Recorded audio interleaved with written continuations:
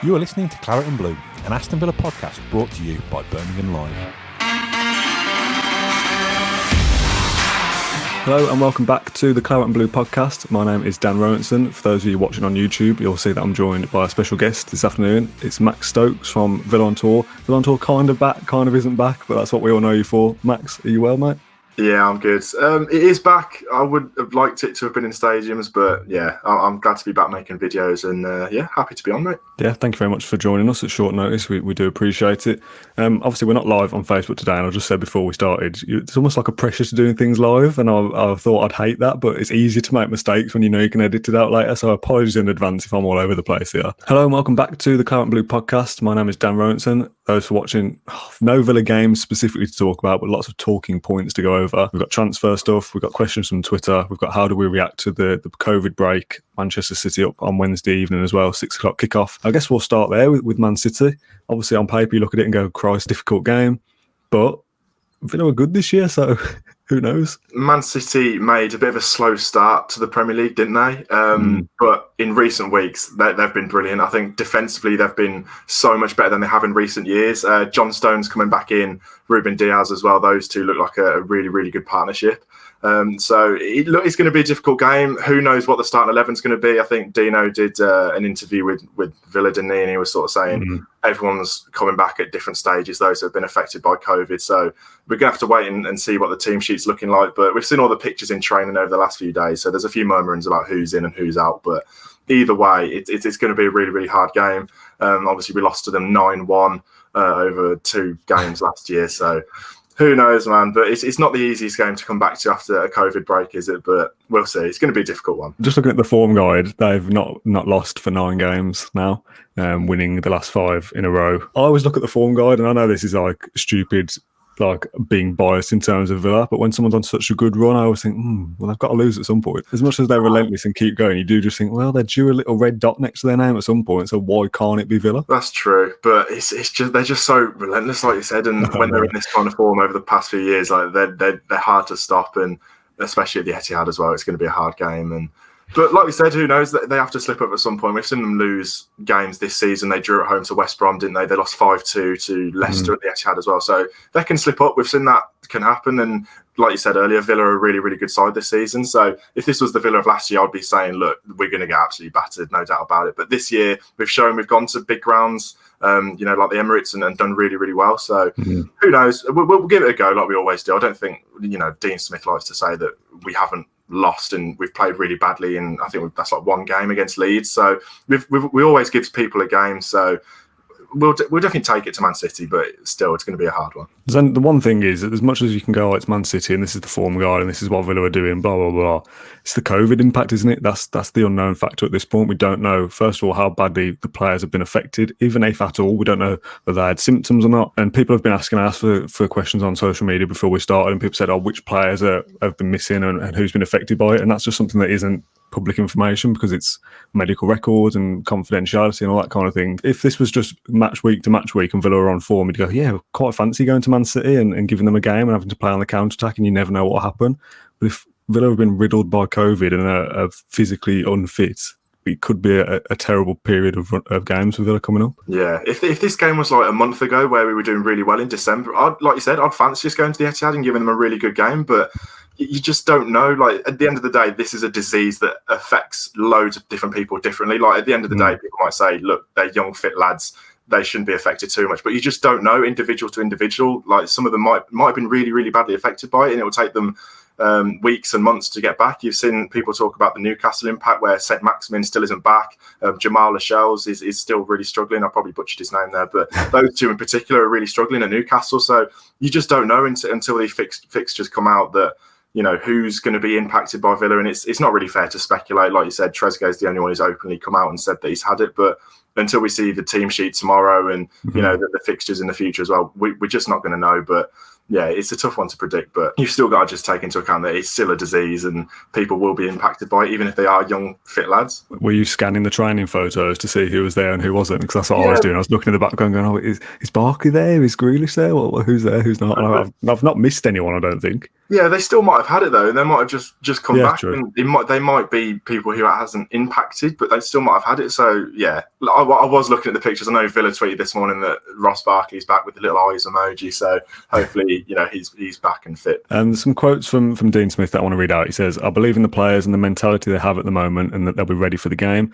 All clubs have been hit in some way. Manchester City have had a few players who've had it. I think Sergio Aguero will miss the game as he's in isolation, which is an unexpected bonus I was not aware of. So all clubs are having to adapt, and we're no different. The players have an awful lot of belief in what they've done already and in what they can do in this league this season. We're looking forward to the game." Now, I say things like this all the time about Dean Smith being like, not like a headmaster, because we've referenced Gerard Houllier being like that, but I just feel comfortable he's in charge. And I know that's like a cliche to say because he's our manager and he's one of us and all the rest of it. But before this, you look at it and go, oh God, this COVID thing might seriously affect Villa in the season. And then you read a handful of quotes on a website from a manager saying, oh, well, we'll be okay. And I kind of think, yeah, Dean Smith's got it all under control and I've got nothing to worry about. Yeah, I mean, he could say anything and I'd probably trust him. But the interviews that he did with Villa, he spoke really well about the whole situation. And our squad isn't the biggest, and that is the sort of thing that everybody talks about. We need a bit bigger and better squad, but it's just hard to predict. Like, we just don't know who's going to be impacted by it, and until we see the team sheet tomorrow, we're just not going to know. But I put all my trust in Dean Smith. Like, he knows what he's doing. He's had a few days on the training ground now to sort of work with the players that he will have. Which is what we wouldn't have had if the Everton game went ahead, because I think the isolation period ended on the Saturday and then we would have had a matter of hours to prepare for the Everton game. So it's good that we've had a couple of games with the players that are fit to prepare for this Man City game, but even still, we just don't know yet. The interesting point was how we've got some players that have come through at championship level and will have to have dealt with a busier fixture schedule. This is obviously something that Smith mentioned as well. He said there were some key players who came through that in the championship, the likes of Mings, McGinn, Grealish and El Ghazi. Ollie Watkins has also just come from the championship. So we've got a lot of players who know how to get through a lot of games in a short space of time. We'll have to utilise the whole squad. We believe that the squad's good enough and we're looking forward to it. It's 23 matches to the end of the season and we look forward to them all. Do you think that's quite a reassuring, comforting thing, knowing that one, as long as they're fit, they'll be ready and raring to go because Villa are playing well at the moment. There's something to play for and they'll want to keep pushing. Like I said on the last one, as much as like fixture congestion can be a bad thing, if you just keep winning games, you want to keep playing. The adrenaline will keep you going as much as your body might want to give up. And knowing that, I don't know, 5, 6, maybe even 7 members, Matty Cash as well, of the first team have come up from the championship in recent years or this year, they're used to games, aren't they? And as much as the COVID thing, we don't know how it's going to affect them, etc., etc. They're used to playing games, and that probably might benefit Villa. Yeah, it's definitely a big bonus. And there's probably the majority of those players have played in the Championship and have had to sort of deal with lots and lots of games. So it's only a bonus. And Dean Smith, I know he said a couple of times that he's never seen a player dragged off because he's so sort of tired. So look, if this was Jurgen Klopp, all you'd hear is moaning. But Dean Smith, he never does that. So fair play. The players just absolutely love it. John McGinn after the Chelsea game just said, look, we all want to keep on playing. We're playing really well, so why would we not? Things like that. So no, I trust them. You know, they're used to playing lots and lots of games for those players that have played in the Championship, like you said. So I don't think it will harm them too much. But it is a very busy period coming up still. Like, they still will get tired and we still will have to utilise the whole squad because I think, there's 5 games in 13 days, which a lot of people have been talking about. So we'll still have to use a lot of the squad. And it does worry me a little bit with, they're not a fat lot going on that bench. But I trust Dean Smith and he'll get something out of them, probably, hopefully. We'll go to a question on Twitter and then we can get out of this COVID talk. This is from Gary. He says, do you think having this time off because of COVID could potentially benefit Villa? I mean, the last time Dean Smith sat down with players individually and had little chats with them, we came back better than ever before. So if we were already good before and he said, let's tweak this, let's change that in this break we just had, I mean, Villa are going to come back and win the league is what I was thinking. Yeah, we're going for top 4. But for the players that haven't been impacted by COVID, 100% this is going to benefit them. Like I said earlier, Jack Grealish hasn't been affected by it. And he's played pretty much every minute, I think, so far this season. So a 2-week break is going to do him the world of good, 100%. Other players like that as well, people who haven't been affected by it, it's only going to benefit them as well, just having that 2 weeks off, just getting ready for this really busy period coming up ahead. But for the players that have been affected, like, they're not just going to be sat at home twiddling their thumbs, they're going to have been ill. So it's really hard to predict. But yeah, in terms of Dean Smith as well, he's going to have given him time to sort of work on little things as well that maybe weren't going right. Not that there were many things that weren't going right, but before the break. But yeah, look, if it worked for Project Restart in those 3 months, then who knows what we're going to be like when we come back. But yeah, I think it will work well. Ross Barkley's hamstring has also had an extra two weeks of healing as well, which he'll almost be like a new signing coming back in again. I know he is a new signing or a new loan signing, but I think he played 6 games. He's missed 7 since. We'd have missed Tottenham and Everton without him playing because he'd still have been injured at that point. So that's 2 games kind of we've got him back for that we thought we wouldn't have him for. He'll almost be like a new signing into that midfield again, having him back available and ready to select, hopefully from Wednesday. Yeah, exactly. And people who have been out injured, maybe people with little niggles as well, like Trezeguet, we know has been out for a few weeks as well. I don't know what's. Yeah. Did he have a hamstring as well? Was that his issue? Yeah, so it just gives these players, a couple of weeks more just to get that rest in, and we might have potentially rushed them back had we not had this 2-week break. So it's just giving them a little bit more time to recover, and hopefully Ross Barkley comes back and hits the ground running like he did when he first came in. You mentioned the 5 games in 13 days. We spoke about this on the last episode of like a points total that we kind of expect Villa to get, and or a points total that we'd be happy with. Liam tweeted me and said score predictions for the next 5. I'm not too concerned about specific score lines from you for the next 5, but points total from that busy schedule, what do you think? It's a tough one. I think there's a couple of tough games in there. Everton are flying, Man City as well, but there's also a couple of winnable games in there. Newcastle at home, they're just dreadful at the moment, and I know that's probably going to come back and bite me, but just watching them, they're probably the worst side to watch in the league. They're just dire at the moment, so we've got to be looking to win that on Saturday. We've got a point to prove against Burnley, Southampton as well, West Ham as well, so those are 3 games that I want to win because of what happened in the reverse fixture as well. So in terms of 8 or 9 points, I think you probably take, especially with what's going on at Villa at the moment as well. You've just got to take it with a pinch of salt, but I'll definitely take 8 or 9 points ish. Yeah, I think I said I would be pretty happy with 9, but I think 12 is not realistic. So I don't want to just sit and go, well, yeah, we're going to win 4 out of 5 and be cocky and arrogant about it. But there's 4 winnable games there out of those 5, and the Man City game it's not a free hit in the sense of last year when it's like, well, we're in the bottom 3 and they're second or whatever, we've got no chance. It is a free hit, but to a certain extent they're still a great side and we're still not at that elite level. So yeah, to a certain extent it is, and it's the first game back, so there was this period of unknown. So like a month ago they would have known exactly the team that we would have put out, because we never used to change it. It might have been one change every week, if that, but Dean Smith had a very, very settled first 11, didn't he? So it would have been easy for Man City to sort of predict what we would have done and prepare for it. But look, if Ollie Watkins is struggling, we have to play Keenan Davis. That gives Man City something else to think about. That's just an example as well. Whether the midfield changes a little bit as well. It just gives that element of surprise to Man City if something does have to change, and Dino's worked on something in the last couple of days that we don't know about in terms of a tactical change or something like that. So it will give the opposition an element of surprise and things like that. So we'll only have to wait and see.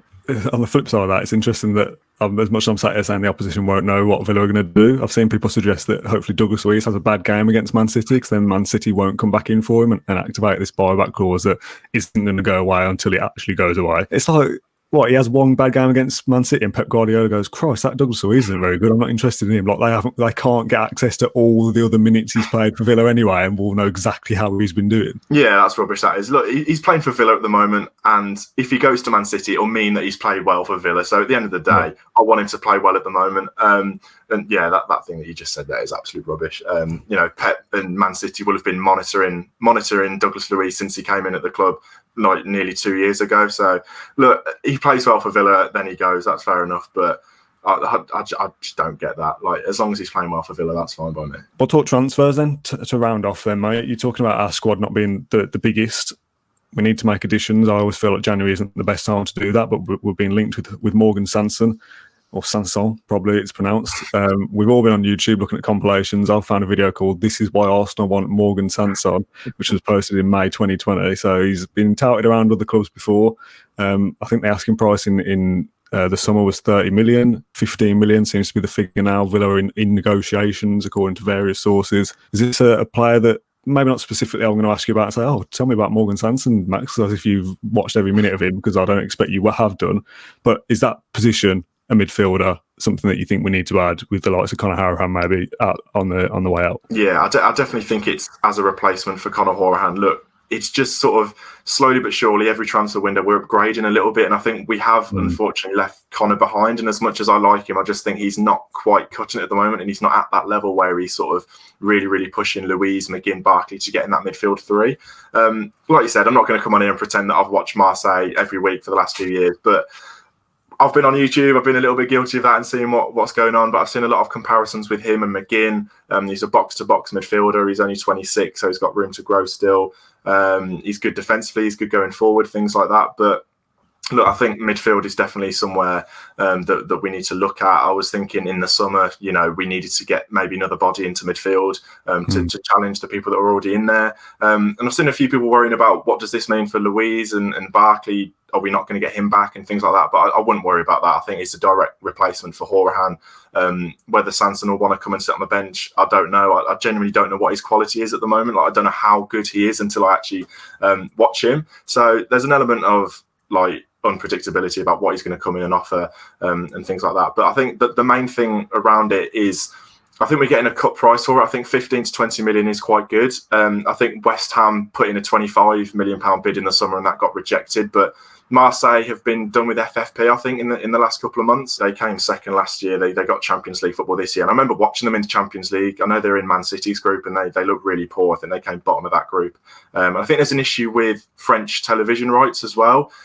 So sort of the big French TV organisation has pulled out and French clubs need to generate revenue because they've lost out on the TV stuff. So there's a lot of teams needing to generate revenue, and the first thing that comes to mind is selling your better players. So I think we are getting a really good price for Morgan Sanson. And Dean Smith said when he's been asked about transfers this month as well, he's saying, look, if the right deal becomes available and it's at a decent price, which I think this one is, we'll go for it. So I think it makes sense. He's the sort of player I'd be looking at as well from what I've seen about his attributes and things like that. So no, it's an exciting one. I don't really want to make direct comparisons between Sanson and Hourihane, but I am about to do that anyway, just because it's a talking point, because I think that is the player that is being replaced or upgraded. You say 50 million is a good price. He's 26, he's 6 foot, central midfielder.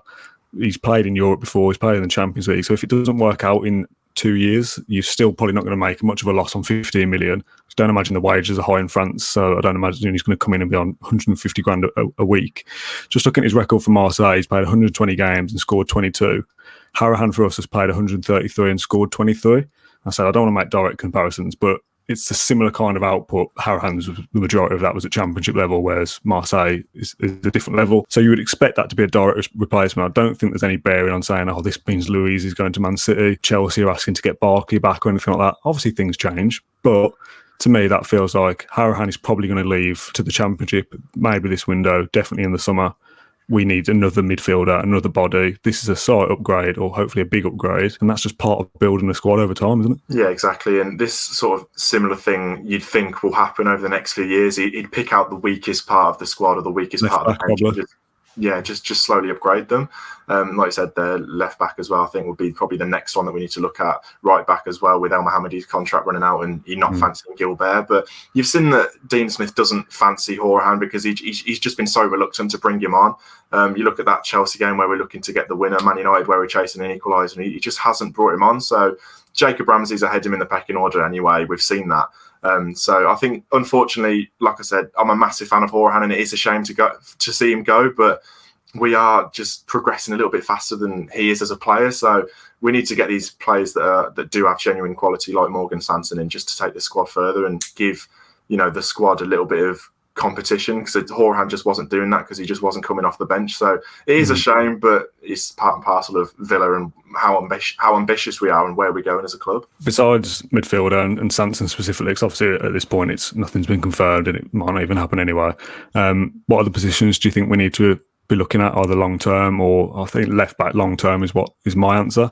Short term in January specifically, there's 10 to 15 days ish as of recording of the transfer window left. I think it closed on the 2nd of February, and I'm too stupid to work out the date off the top of my head. Where else would we be looking at? Striker seems like an obvious answer, but where you get a striker in that's happy to be back up to Ollie Watkins in January window, I'm not sure who that is. Yeah, I wouldn't be surprised if we don't do anything apart from Sanson for the rest of January as well. I just think, we'd sort of bide our time for summer and then go again like we did last summer as well, get maybe 3, 4, 5 bodies in that would generally improve the squad and bring in a lot of quality. But in terms of positions, we need to look at whether it's this window or the summer. I think left back definitely to just push Matt Targett as well, because if you're Matt Targett, you've got Neil Taylor behind you and you just don't have that much competition. And look, Matt Targett's been brilliant this year. I don't think it'll be anyone to come in and directly replace him, but just someone to give him that little bit of, a kick up the arse and just a little bit of, just competition, because Neil Taylor, as much as he's, been a decent servant to Villa, he's just not doing that. Striker as well, we just don't know what's going to happen with Wesley. We don't know how long it's going to take for him to come back and get back to full fitness, be fully sharp like he was before that massive injury. And he's going to have been out for 12, 13 months. And, it's going to take him a long time. So definitely striker as well. Keenan Davis not quite doing the job as well. So striker, left back, maybe a right back. That's one to look at. Maybe in the summer as well, with Gilbert and Elmo looking like they're going to go. So yeah, full backs and striker for me. But yeah, maybe a winger. I don't know, but definitely full backs and striker. You're getting greedy now, asking for wingers as well. Just quickly, you just sparked a thought in my head. There was a lot of talk when we signed Traore from Lyon fans going, "Oh, he's rubbish. He's this, he's that," and that's turned out I wouldn't say that it's not true, because he's not like come in and been Ronaldo, but he's been better than what people were saying when he left. There's been similar things about Sanson going, "Yes, can't wait for him to leave." Sometimes it just doesn't work out for a player at a club and they move somewhere else and look like a world beater or look way better than they were for that club. So I don't read too much into opposition fans going, "Oh, I can't wait to get rid of him," because we could do the same about players as well. We could go with Villa fans going, "Oh, I can't wait to get rid of Hourihane," and he'll go to Swansea or wherever and rip it up for them, as an example. So just because you're not happy with a player doesn't mean that he won't go on to do things elsewhere. I think January is probably, Villa will look to try and move players on if they can, but that's more difficult than I think people realise. We're talking about Hourihane leaving. That's because he's a talent that people would want. People say, "Oh, get rid of Lansbury, he's on massive wages." That's the problem. No one's going to come in and pay the wages that we stupidly paid him, and he's not done anything football-wise for how many years, really? He's not performed on any level. So someone's not going to be looking at him going, "Oh, yeah, he's done well, we'll get him in." Conor Hourihane's played for Villa. He's played in the Premier League. He's contributed. He is an asset that someone would want. You don't get rid of players that aren't playing for you because you don't want them, so no one else is going to want them either. It's difficult. This is a longer-term process where you're talking about improving the squad, that all these big contracts that we gave a few years ago will all have to run out at some point. We'll have to get the money back. Then you start rebuilding and adding things in a long-term manner. It's easy to just go, "Well, get rid of him, get rid of him, get rid of him." They're taking up wages, but it's not as easy as that. And to say to just do that in January, when it's a difficult window anyway, we're going to be stuck with some of these players for a long time, and that's why you can't just go out and go, "Oh, we'll just get a new striker." Because it's like, well, what about Wesley and Keenan Davis who are taking up wages and a part of the squad still? So January is a weird market to operate in anyway. So like you said, I don't expect Villa to do a massive amount of business anymore. Yeah, especially like in the current circumstances with clubs having bigger things to look at as well. I just don't see that sort of thing happening. Henry Lansbury won't be going anywhere. I think his contract runs out in the summer, doesn't it? So he'll be gone eventually then. But like you said, Hourihane is someone that has done it in the Championship. He's got promoted with Villa. So teams that are looking to get promoted, Bournemouth, Swansea, teams like that, they will be looking at him and thinking he will be a genuine asset to our squad and help us get promoted. But other players that Villa fans have just said, "Look, get rid of him. It's just not going to happen." And that's more likely, that sort of thing is more likely to happen in the summer as well. But January is just that sort of month. It's a cliche. It happens every year. That just it's not going to happen. People aren't going to come in and splash the cash in terms of Villa offloading players. So it's a bit of a difficult one. But I think that sort of thing will come in the summer. Right, Max, we'll call it a day there. Thank you very much for joining me at late notice this morning. We do really appreciate it. We tried to get James on, but he was very busy doing actual work, so can't just sit around making podcasts like me all day. Unlucky James. So thanks, Max. Do appreciate it. We'll be back with an episode after the Man City game on Wednesday evening about either me and Matt or me and James talking about hopefully a Villa win. Just before you go, Max, we did say I wasn't fussed about score predictions, but score prediction for Man City, just because you're here, quickly. 2-0 Man City. Sorry, I just don't see it happening. They're so good defensively. I'm sorry, I just can't see it. So we'll be back Wednesday evening to hopefully talk about a Villa win against Man City, just because why not? Thank you very much for watching this episode and listening on iTunes. Get involved, leaving reviews, YouTube comments, all that kind of thing. Thank you very much, and up the Villa. Thank you for listening to Claret Blue, an Aston Villa podcast. If you enjoyed today's episode, then please let us know. We love hearing your feedback. We'll be back soon with another episode. Until then, up the Villa.